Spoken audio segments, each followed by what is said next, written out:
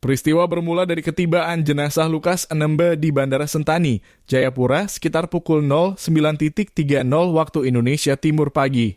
Masyarakat yang hadir menyambut mendiang Lukas meminta untuk mengarak jenazah dengan berjalan kaki ke tempat persemayaman di STAKIN Sentani. Kerusuhan mulai terjadi saat barisan massa paling depan yang mengarak jenazah tiba-tiba melakukan provokasi dengan melakukan pelemparan terhadap bangunan dan pengerusakan beberapa kendaraan yang terparkir.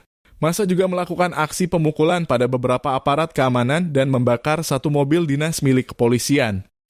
Di waktu yang sama PJ Gubernur Papua, Ridwan Rumah Sukun juga menjadi korban lemparan batu dari massa. Beliau mendapat luka serius di kepala dan harus dijahit di RS Dian Harapan Jayapura. Perkembangan kesehatan PJ Gubernur saat ini membuat dirinya harus melaksanakan perawatan intensif dan rencananya akan berobat di RSPAD Gatot Subroto, Jakarta. Kerusuhan kedua pecah pada petang di kawasan pertigaan Perumnas Wana, Kota Jayapura. Masa rombongan pengantar jenazah membakar sejumlah ruko di kawasan ini. Tidak hanya ruko, api juga melalap bangunan kantor kesehatan dan beberapa rumah dinas milik TNI. Total ada 2 bangunan rusak dan 25 ruko terbakar akibat kerusuhan. Kerugian ditafsir capai hingga 2 miliar rupiah.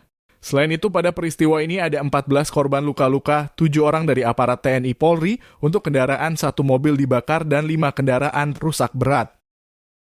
Provokasi di momen ini ada beberapa peristiwa yang dianggap memprovokasi dan cenderung disusupi oleh pihak yang pro terhadap Papua Merdeka. Kemungkinan ada pihak-pihak yang mengendalikan dan memprovokasi massa sehingga penghormatan terhadap jenazah Lukas Nmb menjadi ternodai oleh aksi-aksi tak terpuji. Peristiwa dimulai dari adanya pengibaran bendera bintang kejora oleh beberapa simpatisan yang mengiringi jenazah. Hal ini jelas bahwa ada pihak yang ingin menodai kekhidmatan prosesi pengantaran jenazah. Selain itu, beredar juga narasi provokasi melalui media bahwa kematian Lukas Nmb adalah tidak wajar dan disebabkan oleh KPK.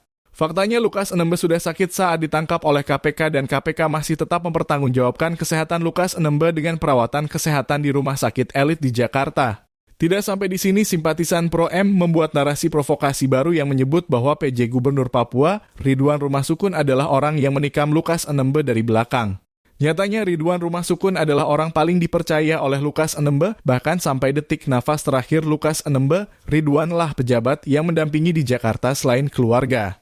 Dari narasi inilah terjadi insiden pemukulan dan pelemparan batu yang menyebabkan luka pada kepala PJ Gubernur. Selanjutnya beredar kalimat provokatif dari juru bicara TPN PBOPM, Sabis Sambo melalui voice note WhatsApp.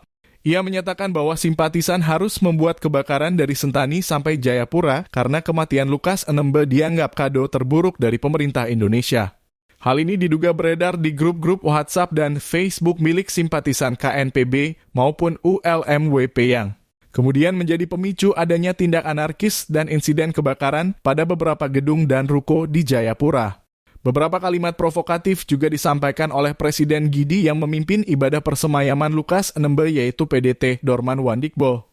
Ia menebar kalimat kebencian bahwa pembunuh Lukas Nmb adalah KPK dan pemerintah Indonesia. Badan Intelijen Negara, Kepolisian Republik Indonesia, KPK, Partai PDIP, dan sejumlah orang Papua yang menjadikan ciptaan boneka Jakarta adalah pelaku pembunuhan dan kematian. Proses pembunuhan Lukas Nmb secara sistematis ini tidak bisa dibiarkan lagi terulang pada orang Papua lain. Di hadapan dia kita katakan cukup, stop, berhenti. Kami bukan budak, kami bukan monyet, kami bukan separatis. Kami manusia. Pemerintah Indonesia juga dianggap telah melakukan genosida pada rakyat Papua dengan membunuh banyak rakyat Papua. Kesimpulannya, banyaknya narasi-narasi provokatif yang beredar membuat simpatisan-simpatisan pro-merdeka menyusup ke iring-iringan pengantar jenazah Lukas Nmb dan membuat kericuhan selama prosesi persemayaman dengan mengatasnamakan rakyat Papua. Seperti kita ketahui, simpatisan pro-merdeka di Jayapura adalah KNPB dan ULMWP. Sudah dipastikan juga kericuhan yang mereka buat telah direncanakan dan diorganisir.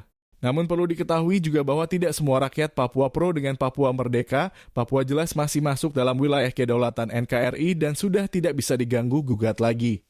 Oleh karena itu, maka seharusnya KNPB, ULMWP maupun simpatisan-simpatisan OPM lah yang paling bertanggung jawab atas kericuhan yang terjadi saat persemayaman Lukas Nmb. Sudah waktunya kepolisian menyelidiki dan membubarkan organisasi-organisasi makar seperti KNPB dan ULMWP agar tidak ada lagi konflik yang terjadi di tanah Papua yang indah dan penuh damai ini.